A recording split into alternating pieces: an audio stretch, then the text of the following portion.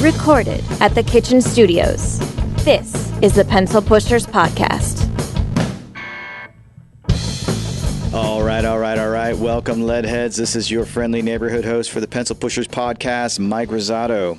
For those that are new here, this is the podcast home for the love of the hand-drawn arts. And being as such, today we talk with one Jay Massullo, a true lover of the art of the drawing. He's also a super talented muralist, a painter, a teacher, and turns out a really great guy. So y'all grab your favorite chair, friend, and or drink. Give a warm welcome, a round of applause, and welcome Jay Massullo.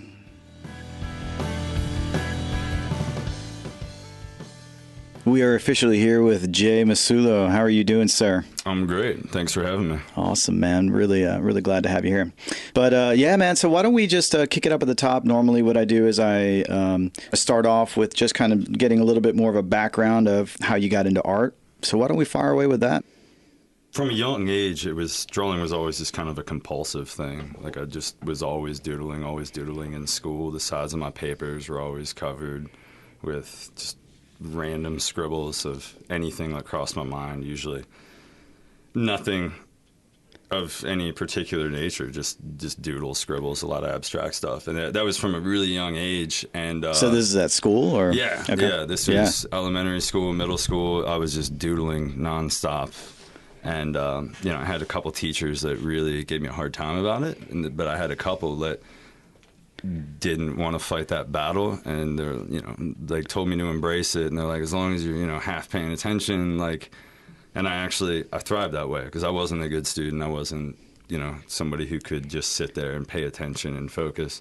I needed something to keep me awake. And that was it. And then that's how I got into it. And I was I never considered myself an artist, but until maybe college age. But for then I was just drawing all the time. As much as I could. It's a weird sort of rite of passage, too, I think, for a lot of artists who, I know for me when I was a kid, I was always doing the exact same thing. I'd have the college ruled paper, and that little sliver that was on the left-hand side was like my little golden canvas, right? Yeah.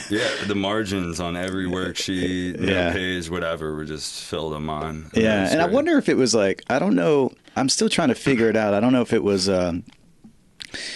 was just me being bored with what they were teaching me, or if I was fascinated with just my own kind of kinetic energy of just drawing, like the idea of just letting my imagination run free, and I wasn't stuck in the dogmatic realm of what school was teaching me at the time. I don't know what that is.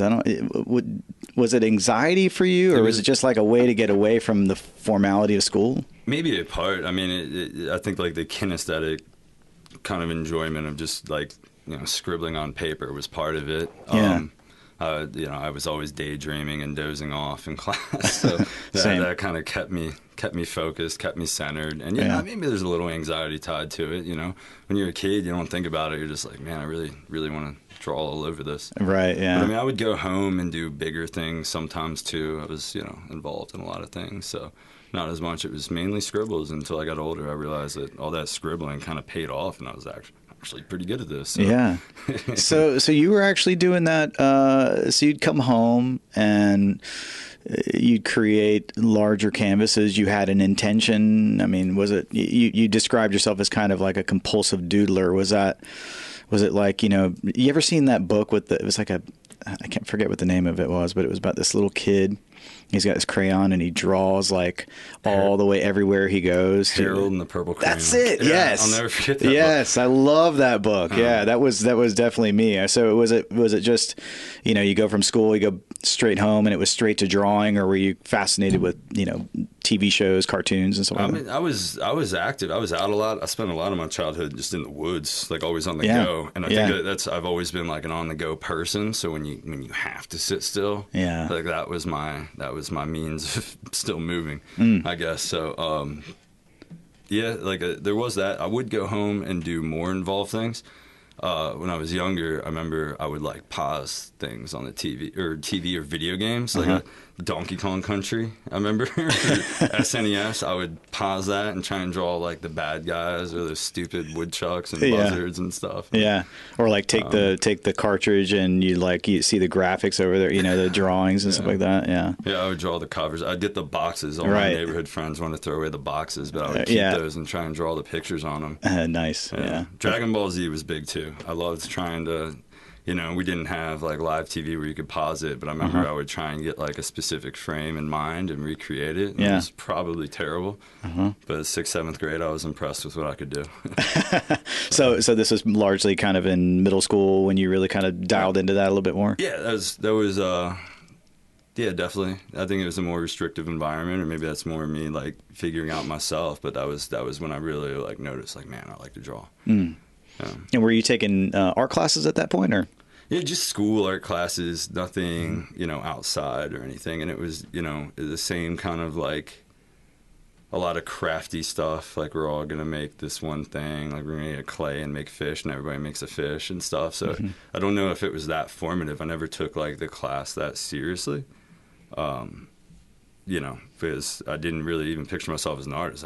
I just liked to draw. Yeah, you were just doing it. Yeah. Were your parents like that too? Were they artists? No, not at all. There's no. I mean, I have a large extended family, and there are no musicians, no writers, no artists in it to speak of, really.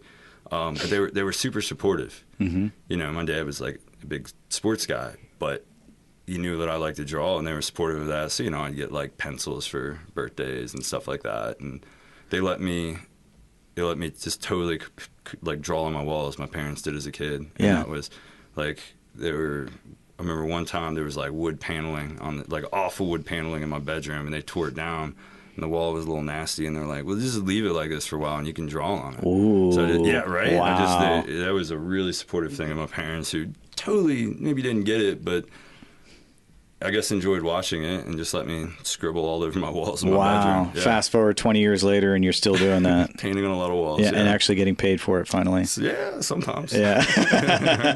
I know. Yeah, I used to always get in trouble for drawing on sheets of paper at school and stuff like that. And now as a working artist, I'm like, vindication, finally, It's a good feeling. Yeah, it is a good feeling. So you, but I'm curious. So when you would go home, aside from what you'd be drawing on the walls, were you actually taking larger pieces of paper? And I mean, obviously from a very early age, you're already thinking big, like I need to scale up. The 8.5 by 11 is not the size I need to be working in. Were you doing that outside of the walls too, or? I think it was just like endless doodling. But when I got on that wall, there was something I really liked about the freedom and just making giant marks. And not from that point, I didn't see the connection. But as I matured a little bit, I always was drawn to just large scale artwork. Yeah. And did you have idols that you were developing at this point? No, at that age, not at that age. Later in high school and in college, definitely. But at that age, it was just like draw, like the Batman animated series was cool. So I would try and draw things from that. I would try and draw like I said, video game characters, Dragon Ball Z, things like that. And I didn't look into the artist. I didn't care about it. I was just like, man, Goku's cool. I'm going to draw a picture of him. It was just compulsive doodling all the time. So even at that point, you were not really thinking about it as a career. It was just a fascination. No, it was definitely not a career. I always thought I was going to join the Marines. Oh, wow. Yeah. Even at that age? Yeah, at that age. Wow. Yeah, most of my childhood, that was kind of a plan. Yeah. Yeah. Who's to say you couldn't do both, I guess, huh? I totally could have. Yeah. Doing graffiti on tanks, maybe that wouldn't go over so well. Yeah. I don't know. Yeah, actually, funny story. The first time I ever got in any sort of trouble with the law or anything, when I was 15, and this was way before I even thought about graffiti, because I grew up in a place where that wasn't a thing. I had a neighborhood argument with a kid, and I decided to get him back by painting on his family car. Yeah.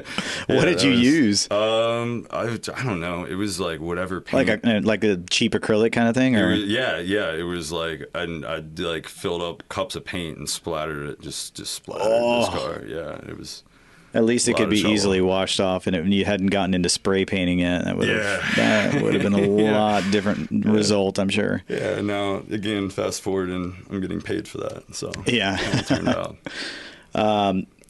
So middle school, not really driven by turning it into a career or anything. When did it start to change?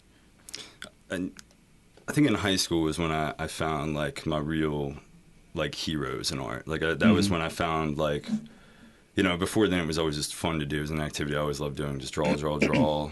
But by then I started to find artists that had something to say or a particular look that I was drawn to. And I'll never, it was around this time that it was a lot of like album covers and stuff. It still wasn't like fine art or illustration really. I would draw, well, I guess there were illustration. Like in high school I was into some like punk and metal bands, and I loved their album art. So I remember like Ride the Lightning by Metallica, trying to draw that and trying to like blur the lightning on it with a pencil, and it never worked out. And like, I don't know, some like punk albums and stuff like that I really liked, like the design of the cover. And, a lot of them are probably cheesy if I went back and listened to them now, but I really liked their artwork and their music, and I would just try and draw them and draw in that style. It's funny. I think like I'm not sure exactly how old you are, but I think kids from the 80s and 90s, I mean, I think another rite of passage was definitely like locking down that Metallica logo. I mean, once you figure that out and you can get that on your Trapper Keeper or your notebook, I mean, you're pretty much one of the cooler kids in the school. Let's be honest. You thought so anyway. Right, exactly. You thought so, and that's all that really mattered at that point. I had a sweet Deftones white pony drawing on my book bag in 10th grade, so there's that. Yeah. Still keep any of that old art from the middle school years? High school? Actually, a few years ago, I went home and my mom was cleaning out a closet, and she had a portfolio of some things I had. Yeah. And there were some things that were, paintings I brought home from school, and it was like, whatever, it's a school assignment, I didn't care about it, but like they kept it, and now I'm glad because I could see like from like probably 9th grade, I did the Abbey Road's album cover. I painted that, and that was pretty cool. That was in 9th grade? Yeah, 9th or 10th maybe. It's a long time ago now. I'm 32. It was a lot of music stuff. It was honestly, strangely, music that brought me into art. You're not a musician though, right? Not a musician. Well, I'm a failed musician. All right. I tried to pick up guitar once around this time, and I can't use my pinkies very well.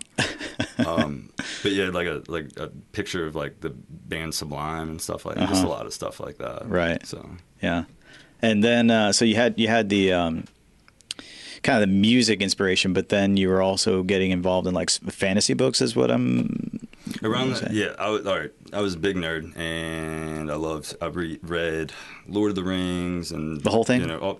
Like 5 or 6 times, like all that. I could barely get through a Jughead comic book, man. I admire people who are like that. Oh, I was patient. I think I picked up The Hobbit in 5th grade and read straight through that and all Lord of the Rings. I probably didn't get half of it, and then I would just reread the cycle like all through the next few years. Like start again with The Hobbit and all those other things. And there were a bunch of other ones, like series that I can't even think of the name now. But like I would, there were lots of like goblins and dwarves and people with axes.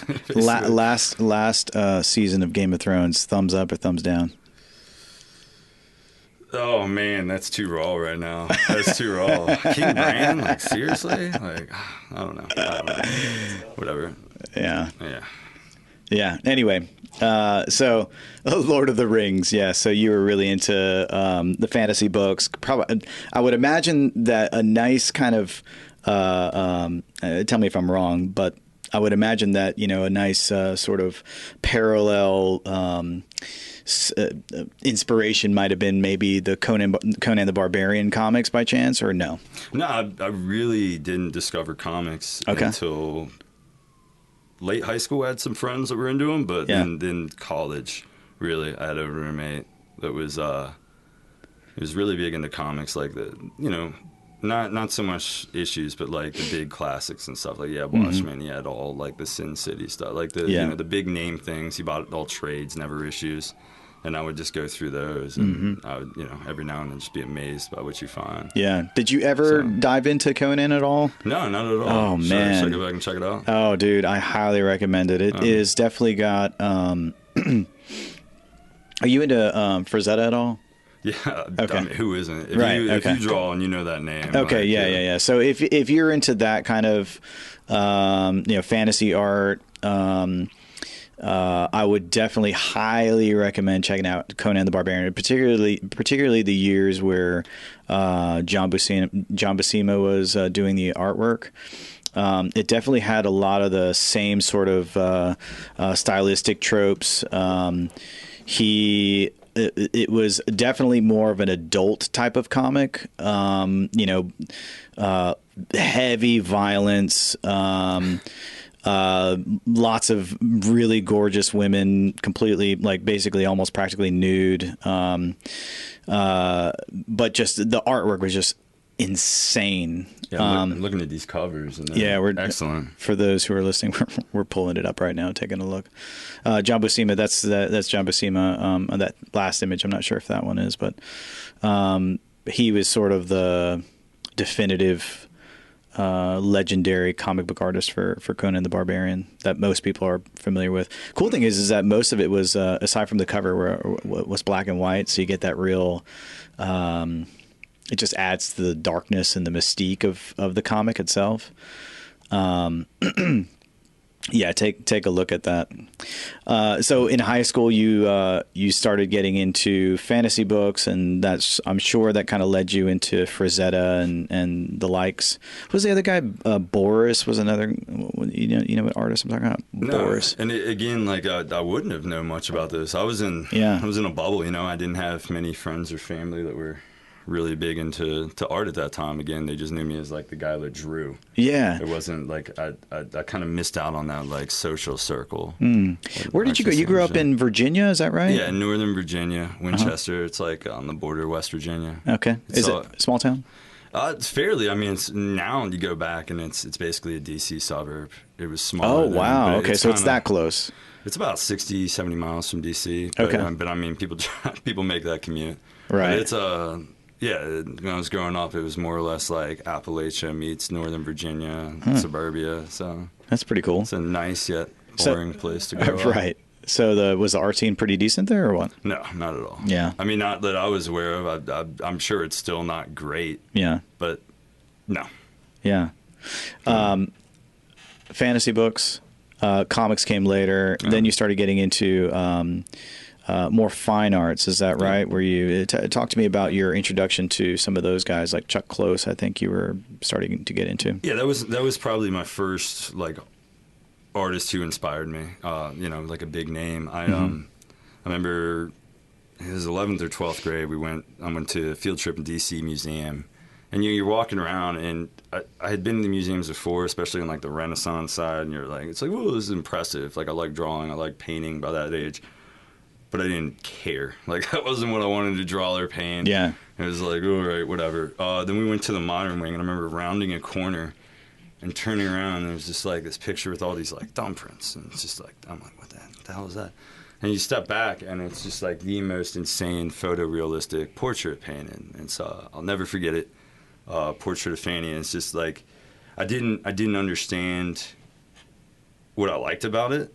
Yeah. I didn't understand postmodernism or Chuck Close or any of that stuff. But then, it just something about like the beauty, and there was like this trick, this little gimmick he was using with his fingerprints, and it just like freaking blew my mind. And I don't know. And I just remember staring at it for like 10, 15 minutes. And that was me being like, oh, there's something more to art.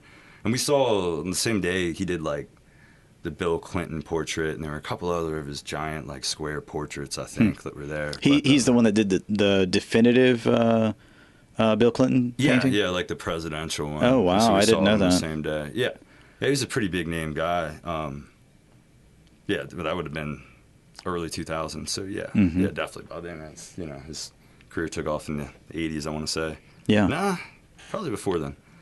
Either way, that was the first time. So, like, then I started getting introduced into, like, other art. And at that time, How heavily were you painting at that point?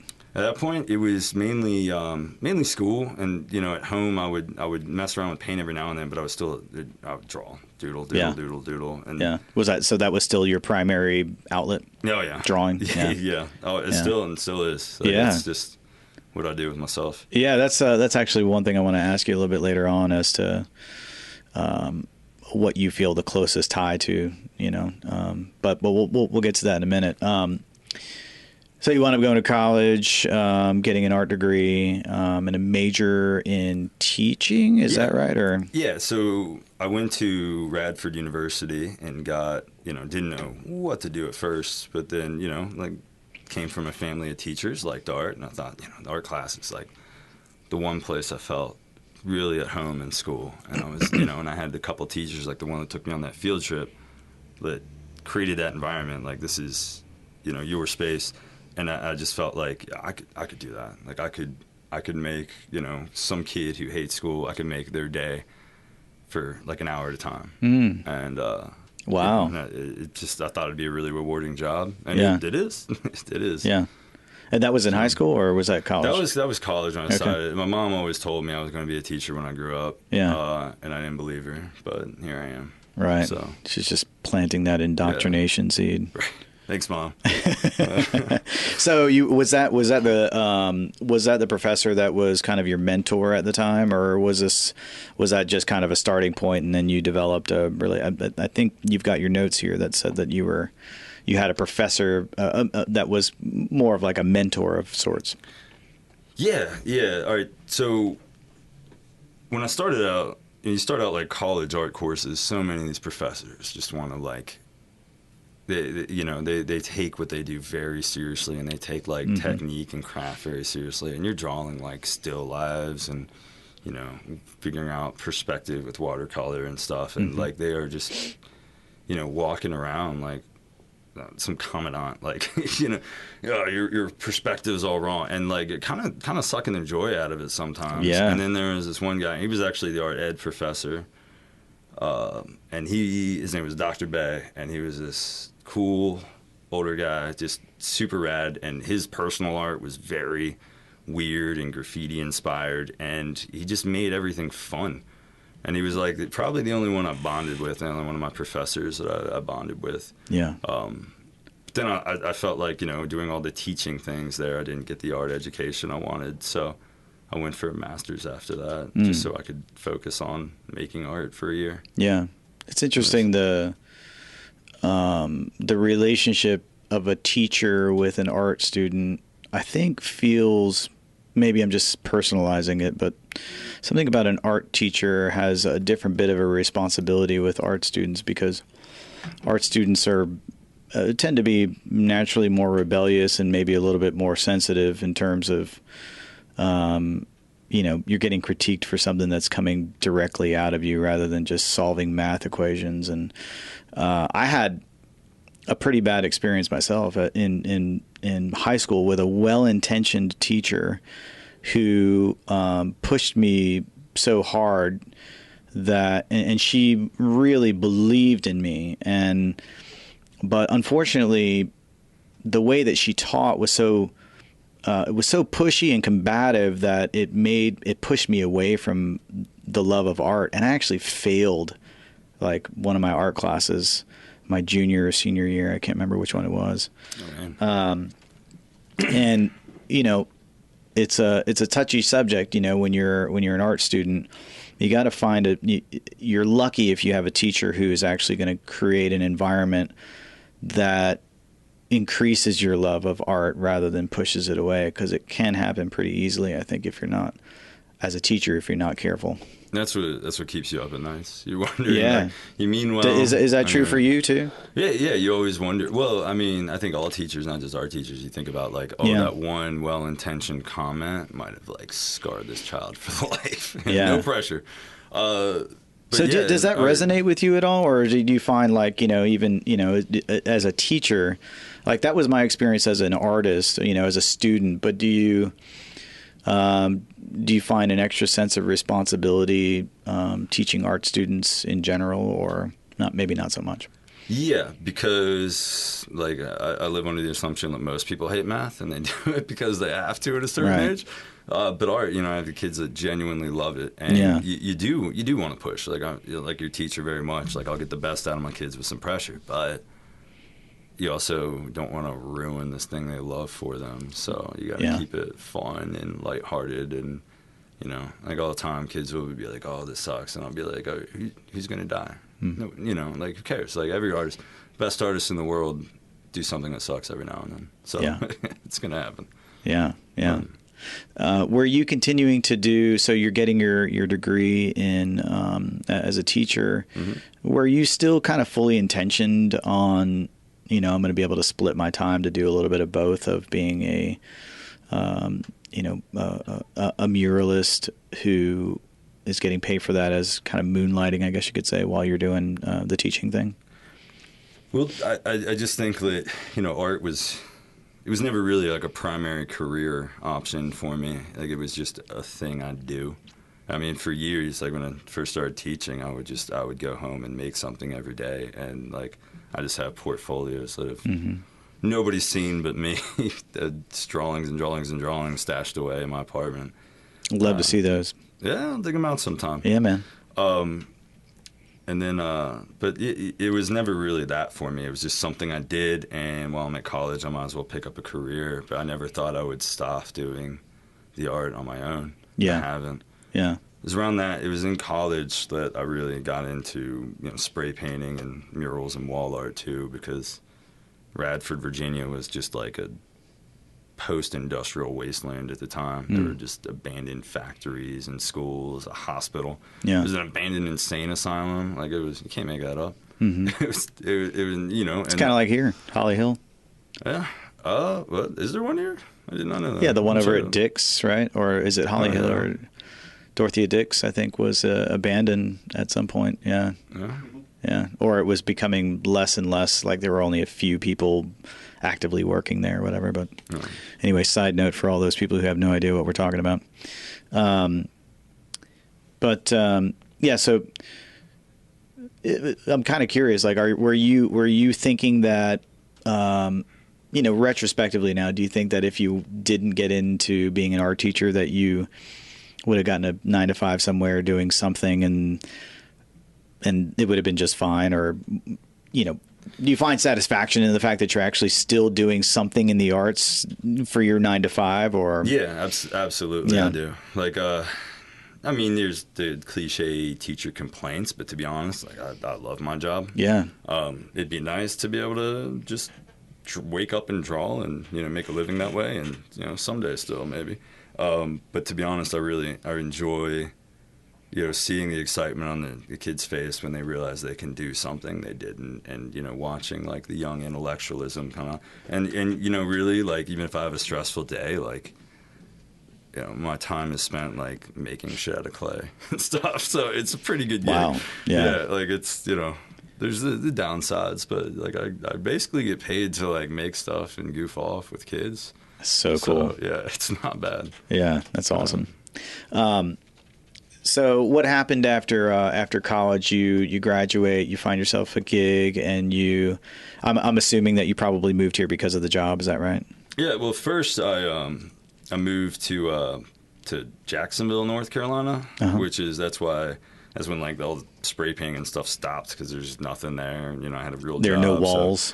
So, yeah, there are, but they're, you know, mostly not, you know, there's no art scene. It's culturally devoid. If you haven't been in Jacksonville, North Carolina, there's like 70,000 Marines. And right. Like were you in the military at the time? Or? Oh, no. Okay. No. This was after I made that life turn.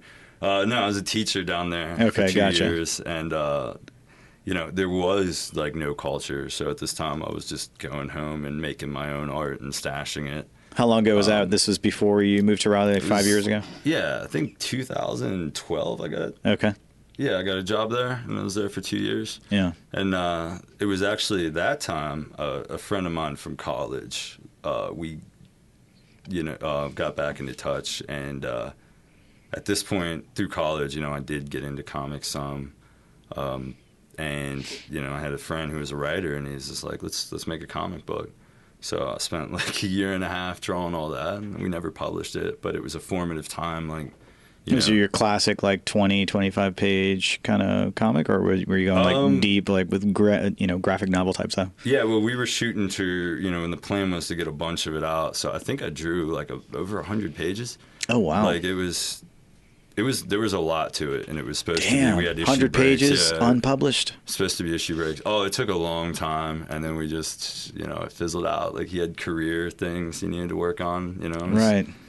He was moving, and it was a lot of drawing time. But I really think like just drawing that and forcing yourself to like I'm going to get this image in this way, and you have to shift perspective. I learned a lot that I didn't pick up in our school, because like I said, my undergrad was mainly teaching stuff, and like you dabble in each medium, and then grad school I had a year where you focused on, it was primarily drawing and painting, but like that was making the comic forced me to really learn perspective, and really learn anatomy, and really take time on that. Now, how do you stay focused on a project that you have no idea, no deadline, and no guarantee that it's going to even be published, let alone sell any copies? Because that's what I do, man. I just go home and draw every day. You literally are Harold with the purple crayon. Pretty much. Wow. Yeah. Love it. I mean, it's just, if I wasn't doing that, I would have been drawing something else. Yeah. Are you? Would you consider yourself an introvert? Yeah. Yeah. Yeah, I'd say so. Like that's probably where a lot of the drawing comes from. I mean, even today, if I'm like in a meeting or somewhere, if I can like sit down and doodle on a paper, I don't have to like engage in conversation. Sometimes it's a convenient pass, like the headphones tucked in the pocket. Right. He's like, oh, that's just the artist over there. He's got to draw. It's fine. Yeah, he'll be fine. Yeah. I definitely an introvert. Yeah. Spend a lot of time just on my couch with a sketchbook. Yeah. So 100 pages, that went nowhere. Not nowhere, but you know what I mean. But no, it went into a portfolio in my closet. Yeah, it did go technically somewhere, right? But obviously you learned a tremendous amount working on that book, as you just said. So you work in small scale, and then all of a sudden you start kind of. When did it start getting to the point where you start working on the I guess mural projects? Well, that was actually back like when I. Oh, okay. Back in college, I like I said, that town was an industrial wasteland, and it was probably late high school. I was aware of graffiti and graffiti art and things like that, and early 2000s street art was becoming a thing. And I remember in the internet one time in school, I found Banksy. Yeah. And I was like, wow, this is like pretty cool and poignant. I know it's like cliche to say now because he's like, I guess, like the Miles Davis of art. Whereas if you don't know anything about jazz, you at least know that name. So if you don't know anything about street art, graffiti, everybody knows Banksy. Right. But I just saw the stuff and I was like, oh, this is like done out in the open, but like he's got technical drawing ability, and I admired that. Yep. And that led me into Swoon, who was one of my heroes, or Callie Carahan. She used to do these like block printed stencils. Swoon, really literally SWOON. Yeah. Real name's Callie Carahan, but street art, graffiti, you got to use the moniker, I suppose. Yeah. But she, and that was, like I remember driving through Richmond as a kid and seeing like the graffiti way up on the bridge on the overpass and thinking that was cool, but not really. You're wondering where the craft was. Right. Where's the talent and the skill? Because I don't know. I like the romantic notion of art that you have to like struggle for your ability. And then I saw that combination there. It was just right up, pasted on the street. She would do block prints on wheat paste and put them all over cool places. But, so it was that kind of the punkness of graffiti, but with real true talent. And I really admired that. So me and my friends, we started trying to cut like shitty Banksy stencils in college and put them up all over Radford and Blacksburg. Yeah, by this time, were you kind of like, did you have a circle of friends that were into similar things too? Or were you? Yeah. I had a couple of guys that like I knew from high school and then got much closer with in college. One in particular who ended up being my roommate. It was a guy I worked on the comic with, and for a while we were out most every weekend, 3-4 in the morning, spray painting stuff. We found then a giant like 4-story abandoned steel mill. It just blew up and was fenced off and left there.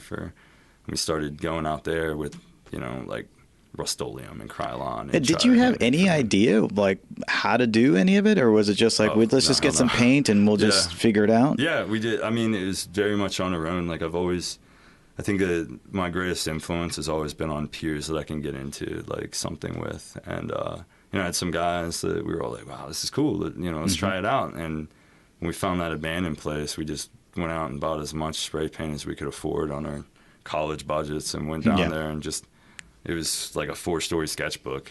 We were there all the time, and it was great. And if anybody came, they were trespassing too. So what the hell was I going to say? It was great. Do you still have one of those kinds of walls to work off of? Yeah, well, there's actually, fortunately, around here there are there's a couple places that are just graffiti-free zones. Durham. I'm up at the Duke wall, they call it. This big one up in Duke. I'm there every couple of weeks at least, usually painting something. Yeah. How do you plan for a large-scale art project like that? Well, it depends on what the project is. The last thing I did at that Duke place for fun was like a 16-foot portrait of Tom Waits. And the planning for that is you print a photo of Tom Waits and you buy the paint you need. And I was just out there roughing it out on the wall. Yeah. But I mean, the commissions and things I do, that takes a lot of preparation. You got to visit the space, and there's always variables you don't think about, like, oh, is this going to get in the way? Is that going to ruin the picture? Just a thermostat right in the wrong spot can ruin your best laid plans. So you do a lot of preparation, and then just dozens and dozens of sketches, and hopefully they like one. If it's a client you're working with that has a vision, you got to reconcile that with them.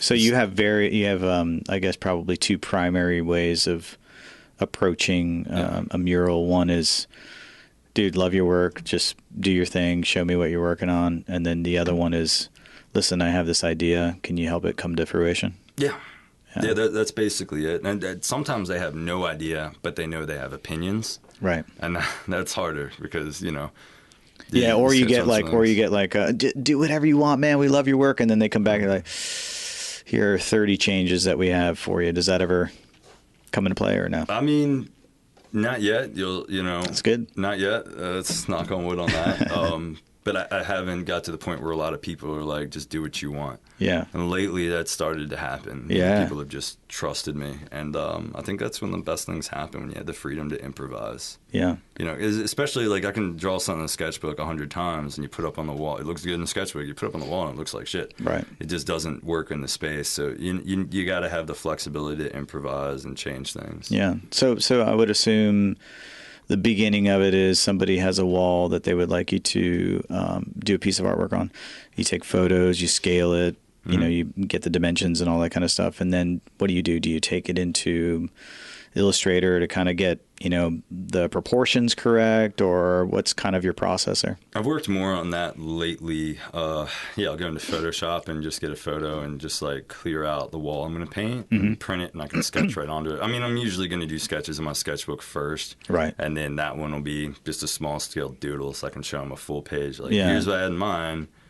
Here's like, this is how it'll fit. Right. So the sketchbook is largely more for just like blue sky. Okay, I just need to get the idea down first. Yeah. And then you try to format it inside the kind of frame that you create. Just to help them visualize. Yeah. Like I can picture how it's going to fit on a wall, but a client's not always going to trust that. Mm-hmm.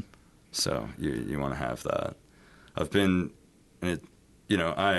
always been just kind of anti-digital art. I mean, you got to, especially working on that comic, like you can't deny how convenient it is. But I like the tactile nature of paper and whatnot. Yeah. So you're talking about like using like a Procreate or what's it called? What's that other one? You can use like Cintiq or something like that, where you're drawing directly on a Photoshop artboard or something like that. Well, I haven't. No, I haven't gotten into that much. Like, I would just Photoshop it and then print it and literally draw right on it. Yeah. But then I realized, here's the problem. Like, I had to submit a PDF because I was, hoping to. Right now, I'm bidding for work for a client who I cannot meet with the decision makers just because of conflicting schedules.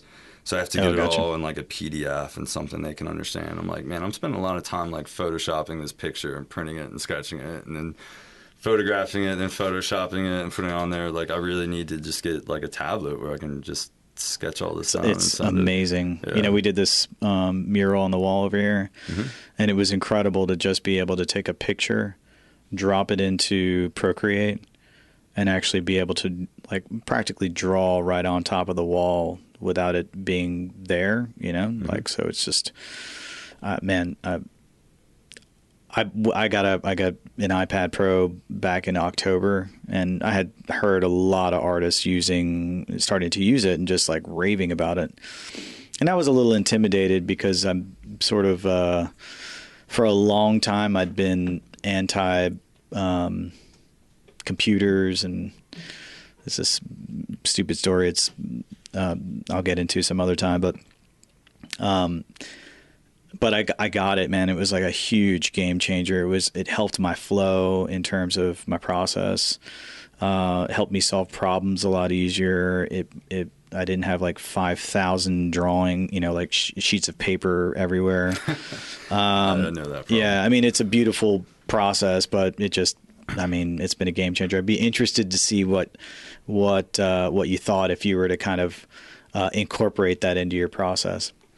Yeah, I think that right now, and it's funny you mentioned that. Like, there's a tab open on my phone right now where I was looking at iPad Pros. Yeah. Because, I mean, especially for working commissions, that's been the bulk of my time the past 6-8 months, a year, really. My hard time has been spent working for commissions. So I do all these sketches. And then sometimes you go to a meeting and you got 3 or 4 sketchbooks with Post-it notes sticking out of them, and it's like, this is ridiculous. Yeah, and you don't want to overwhelm the client either, too, Yeah, flipping through stuff. Yeah. If you can just swipe, it's so much nicer. Yeah, do you have this might sound kind of corny, but like emotionally, how do you handle these kinds of projects? Do you get freaked out at all, or is there an anxiety, or do you have a process now that helps you create some sort of comfortability to trust what it is that you're going to do from step 1 to step 10 in order to make it the kind of piece that you're looking for and the client's looking for? I find that the more structure I have in planning, the more anxiety I have. Like anxiety. To be honest, like, because then it's like, oh my gosh, what if I mess up this part or this and that? Yeah. Like, I do like to have some creative wiggle room to change things as needed, in the moment. And there's always anxiety. I don't know about you, but like everything I make, at least some point through there, I'm like, this sucks. Yeah. And then, if you can power through that, then maybe later you'll start to see your successes as, more than your failures. But I think that's important for an artist. Like, if you're not critical of yourself and your work, then how do you grow? Yeah, exactly. So. I think another thing that I've realized, especially when you're working with, so I'm working on this art show, as I mentioned before, and I haven't worked on canvas in years. It's been a long time, right? And so I'm just kind of like getting my feel back, it's like getting on a bike. I haven't ridden a bike in a while, I'm just kind of feeling the pavement, making those turns, etc. And I start working on a certain part of the piece, and I'm like, ooh, this is really looking good. And then I'll do another little stroke, and the whole thing screws up. And the whole thing just looks like shit. And so, but the cool thing is that I keep, and this is, over years of just doing it for a while, I have to remind myself that it's not a big deal. It's just, no one does. Yeah. Work through it, work through it a little bit more. Cool thing about art is, just keep painting, paint over it. Start from, you're not got to start from scratch, but you might have to just kind of clean up this area a little bit and you'll be back to normal. Or you might even be in a better spot than before. It's just that kind of remembering, like, it's going to be okay, man. Just you fucked it up over here, but you can patch it up, start from scratch a little bit, and it does get better, so. Yeah, you just got to keep reminding yourself that. Yeah, it's interesting that you mentioned that, like, one mark messing it up. I think that's the reason I'll never fully go digital. Mm-hmm. Like, it would work for commissions a lot. It would speed things up. But, like, when you can just, edit, undo. Or, Command Z. Yeah, I'm gonna click this button and I got like 1,000 different color switches I can do. Like, you lose the romance and the struggle in there. Like, art's supposed to be. Oh, dude, there's still the struggle, man. That's not. You don't take the struggle doesn't go away, man. Lessens it a little bit. Right. Like, when that's on paper, like, it's there. Yeah. And, like, well, I guess you can erase. I don't, work with pencil that much, but it's, not the end result. But still, you know what I'm saying. It's not the same when it's high stakes on that piece of paper, and it's got to be right. Yeah. I hear you. Call me after you get the iPad. I'd love to. Yeah. I'll have you come back after you've had the iPad for about 3 or 4 months, and I want to ask you. You may still give me the same answer, which is totally cool. But I still am interested, even if it's still the same answer. I'm interested to hear what you've thought about it, man. Yeah. So let's talk a little bit about, like, we're getting close to an hour now. What are you working on right now that you're excited about? Well, right now I've got commissions going. I've got a bunch of commissions in the works for this summer as far as murals. One of them in particular I'm really excited about because the client has just kind of said, like, we trust you. Yeah. And just get weird with it. That's exactly the words they said. And I don't know if I should say the name online or on air live. Well, it's not live. Fuck that up. I don't know. I don't know if I should say the name of the client, but I did my last commission for them, if you've seen it, and it was, I went in there with not much of a plan. They liked one of the sketches I did for myself personally, so they're like, here, do something like this. And I went in there, and I worked overnight. I got there at 2 a.m.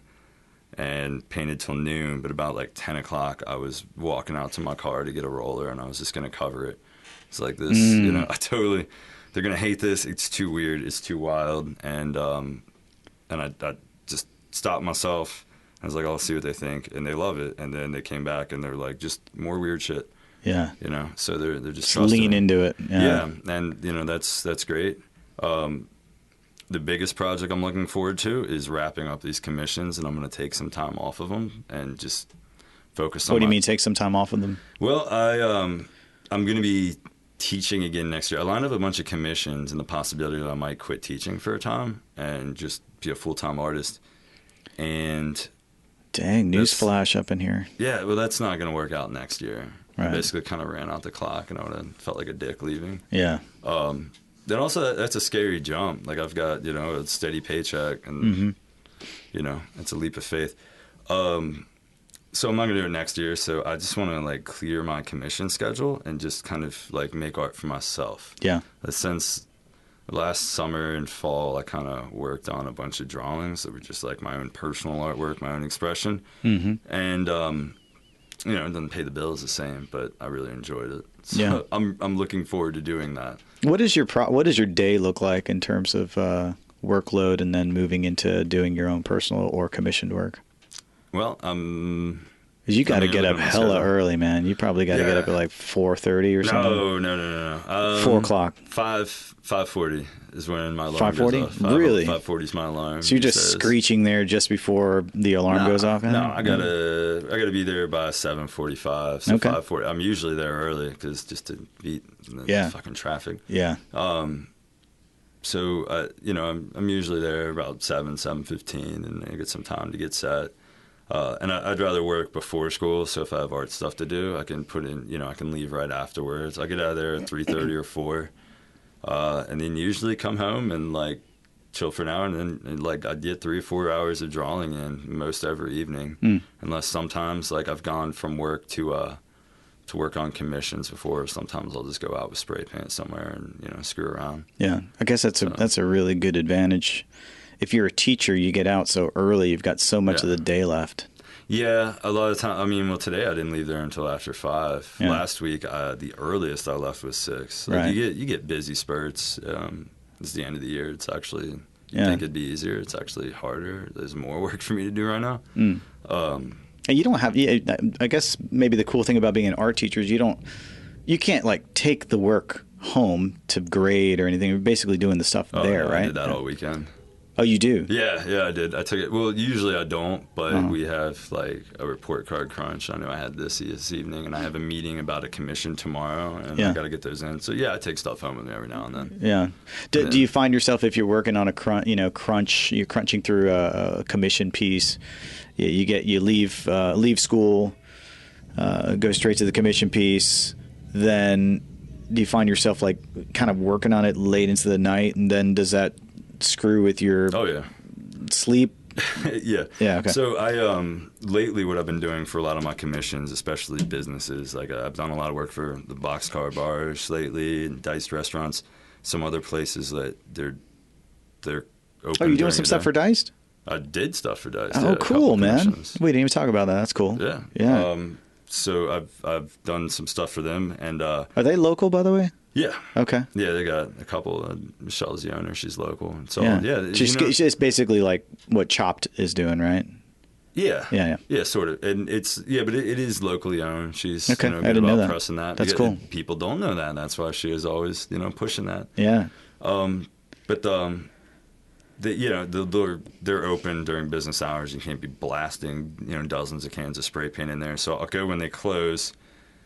I'll leave work on a Friday, get a couple hours to chill, and then go to this business when they close. A boxcar that was 2 a.m, and then just paint until they open, and then sleep during the day on a Saturday. Go back at night, paint through the night, and sleep through a Sunday. Maybe get some hours in Sunday night, and then have to be up at 5:40 on Monday. Yeah, wow. And then it's like you're just sleepwalking through the day. Yeah. So boxcar is not the client you didn't want to say, is it? I mean, if I don't say, I can never. Yeah, I just didn't know if I should say there's ongoing things with them. Right. I can tell you I have painted there before. Yeah, gotcha. There's a music venue here that I'm waiting to hear approval on, but I'm really excited about. Outdoor music venue. So let's hope they take a bid, because it was one of those projects where they had a couple different ideas, and I was like, I'll give you that, and then I'm going to give you something I want to do. And then they, it just happened that they. Wow, you talking about Red Hat? Maybe. I mean, I would neither confirm nor deny. Gotcha. It's not. I mean, I'm sorry, man. I'm just messing with you, man. Well, this comes on the air, and I didn't get that job. It's gonna look real bad. We're gonna delete it, man. If that's what happens. There you go. Okay. There you go. I have to let you know, because that's still in the works. Yeah, there we go. Yeah. So, but I mean, every now and then you'll get somebody who's like, ooh, I like your idea, just do your vision. And that's what I'm looking forward to. That should be my summer, hopefully. Awesome. So, any bit of advice before we leave? Because I'm always trying to bring a little bit more, not just like, hey, how did you get started? But like, I really want to make sure that people get some good stuff out of it, man. What would you say is some good advice for people who are looking to become mural artists? Soldier on. Like, it's going to be trying and emotionally challenging and I mean, honestly, mural painting, like I'll spend 3 or 4 hours on a freaking ladder without getting down, and that's hard. And really any sort of art, like you're going to have rejection, you're going to have failure, you're going to have like your own perceived failures, even if they're not to other people. Yeah. And it's hard to keep in perspective that you are growing. You're growing incrementally, and if you keep working, you'll see that. And if you keep sketchbooks. Every now and then, if I'm feeling low, I'll pull out a sketchbook for like 4 or 5 years ago, and I'll be like, man, I am so much better at what I do now. And that's gratifying. Yeah. Early on, I had a Disney animator. I wanted to be a hand-drawn animator for the longest time. And what are those? Yeah. I think they're gone with the dinosaurs now, unfortunately, at least in this country. But that was one of the things that he had told me from very early on. I was like 12 years old. I was like, oh my God, I got this letter from this animator. And he was like, you just got to draw like a maniac forever. And then look back like a year from now. He said, look back 6 months from now at the drawings that you did, and you'll just see how much you've grown. He's like, if you just keep doing it, it's like you were saying, man, just soldier on. And it's amazing the difference that you'll see. It's just working muscle, It's pretty awesome. So where can people find your stuff, man? Well, right now I have no art showing as far as like paper art, but I have murals up in Boxcar, both in Durham and Raleigh. I've got a piece on the side of Emerge, on the front of Whiskey Kitchen, Manhattan Cafe in downtown Raleigh. Oh, nice. There's that. I got some work around Duke University, like in their free wall and actually their student center. I did the patio. I painted a satellite dish for them out at their like art annex building. That was a really fun project. Yeah, big like 20-foot satellite dish from a decommissioned TV station. Oh yeah, that was a fun project. They had about a dozen of us out there painting one weekend. It was fun. And how about social stuff? Like if people wanted to get in contact with you through Instagram or website? Yeah, my Instagram is good. J_Massullo. Then J Massullo Art is my website if you want to check it out. It terribly needs to be updated. But yeah, and I'm on those. You can shoot an email to me. Awesome. Got a project in mind. Awesome. Jay, it's been a pleasure, man. I absolutely love your work, man. If anybody hasn't seen his work yet, you do need to check it out. And I think this is about it, man. Jay, I really appreciate it, brother. And hopefully we'll talk soon. Thanks a lot. Thanks for having me. All right, man. Take care. All right, everybody.